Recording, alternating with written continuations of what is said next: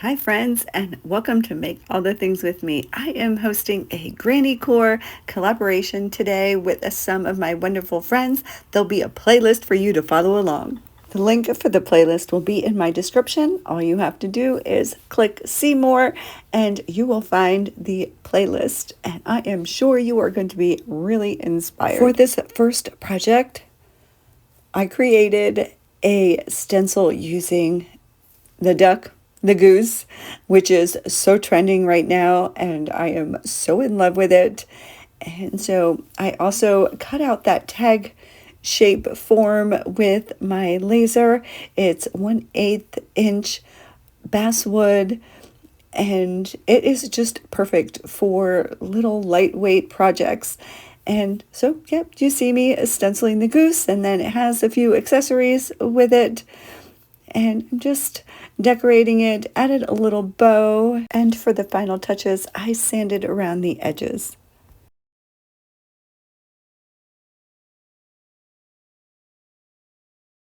I do want to thank you for watching. I would appreciate it if you would subscribe and join me here on Make All the Things with me every Sunday and every Wednesday where I go live. For my next project, I got this pattern from my friend Sarah at Booxie and Button. I will leave the link to her shop in my description. And I used my laser to cut out the images. This is Granny to the core. When I saw her create with this, I knew I had to have it and make my own. I absolutely love this. The little cutting board or surface is just perfect. The heart, that is so 80s. And I think that's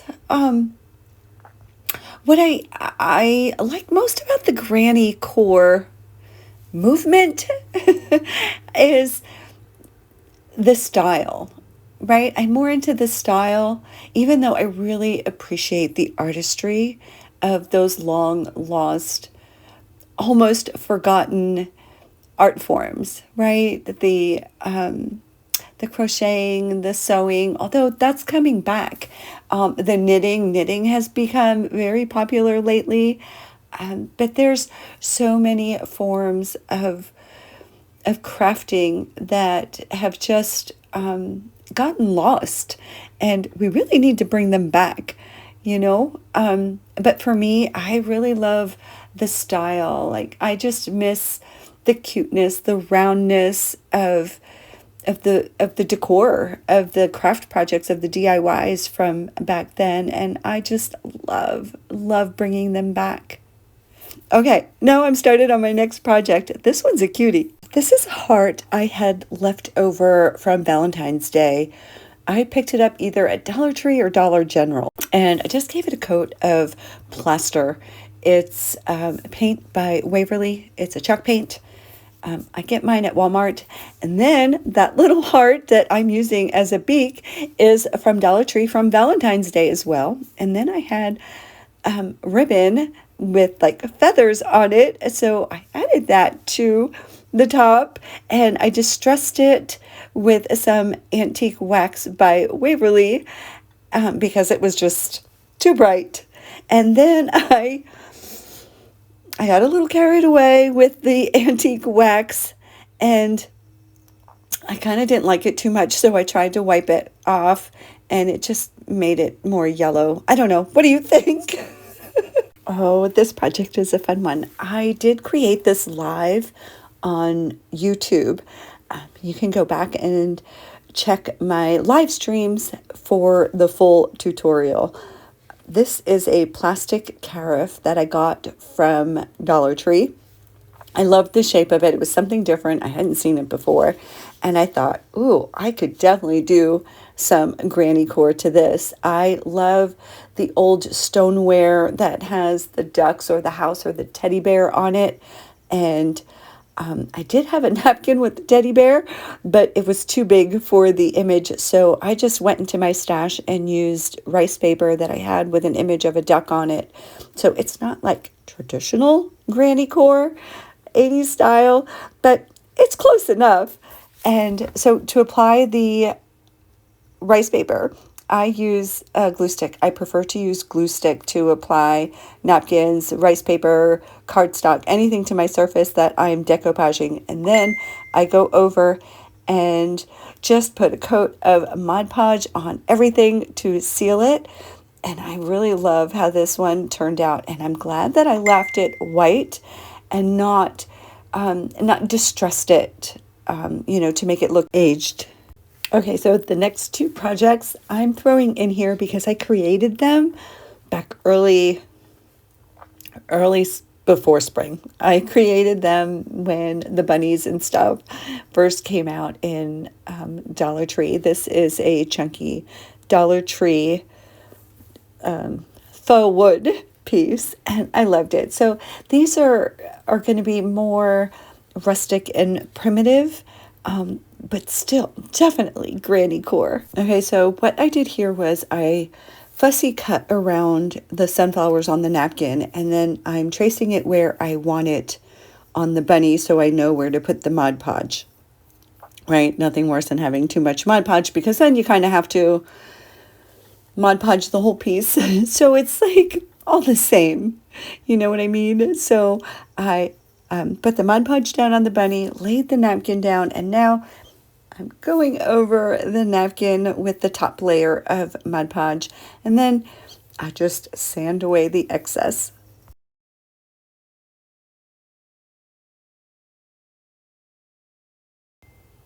And then it was easy to figure out where to put the napkin on the ears. So I just applied the Mod Podge and then put the napkin on and then put another layer of Mod Podge on top.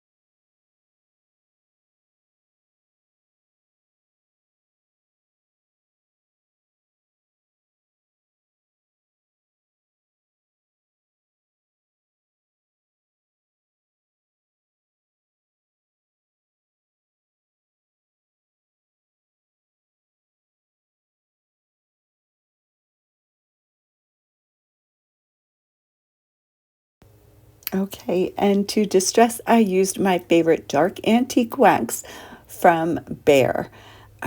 It's a sealer and antiquing wax all at once.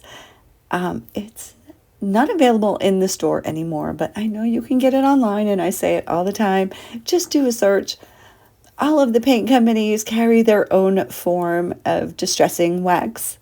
So do a little research and you can find some. I prefer using a wax or a gel as opposed to the liquid. Less smell, less mess, easier to control, and it goes where you want it. And I just love it and use it all the time. And look at me bringing out my little mini bow dabra to make a tiny little bow.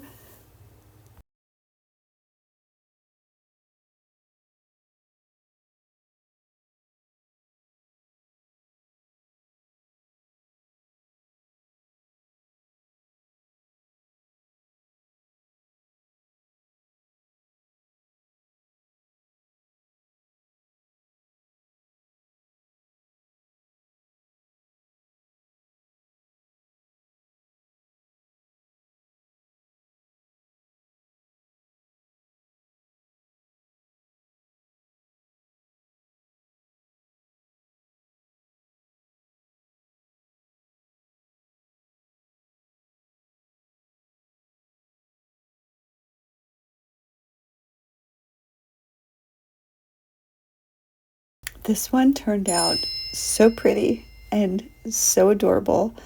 Um, it's actually one of my top playing reels right here on YouTube, and I actually sold it right away. I absolutely love it.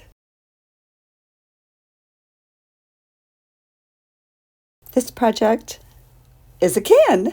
I didn't smash it, smush it, crunch it, whatever it. I just kept it in its form, and I'm painting it with Folk Art Home Decor chalk paint in sandstone.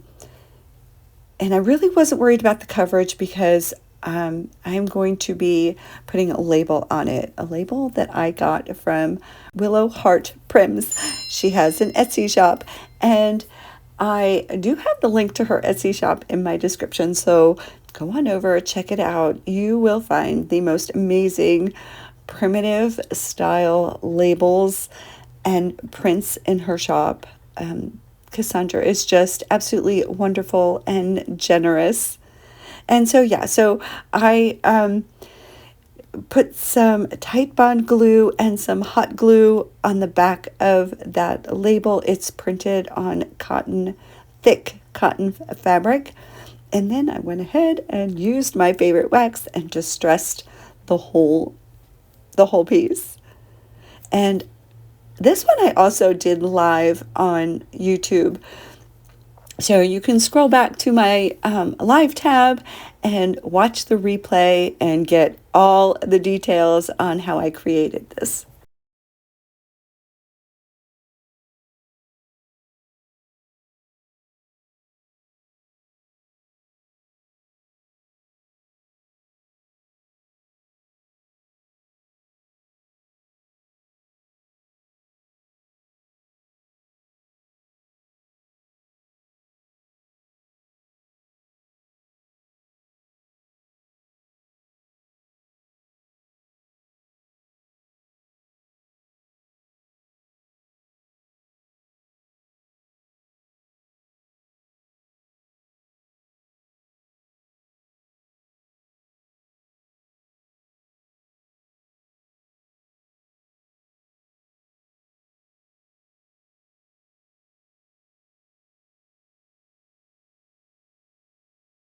Okay, then I got out my cinnamon and instant coffee and grunged this baby up. Just apply the Mod Podge or glue. I think I use glue, not Mod Podge, right? Yeah, but just dip into the glue, put it on the can, on the image, and then put the coffee and cinnamon, and you will get the absolute bestest rusty grunginess. All right, then I just cut up a green floral foam. That's what it's called. Put it in the can and added some Spanish moss and then some flowers. And oh my, it's just so pretty. And I think what I did with this, with the bow, instead of putting the bow on the can, I just made the bow separate, and then I tied it around and secured it with hot glue to a skewer, and then stuck that skewer right in the middle. And oh yeah, I also grunged up the flowers too, because you don't want to have bright flowers in a grungy can, right? It's all got to match.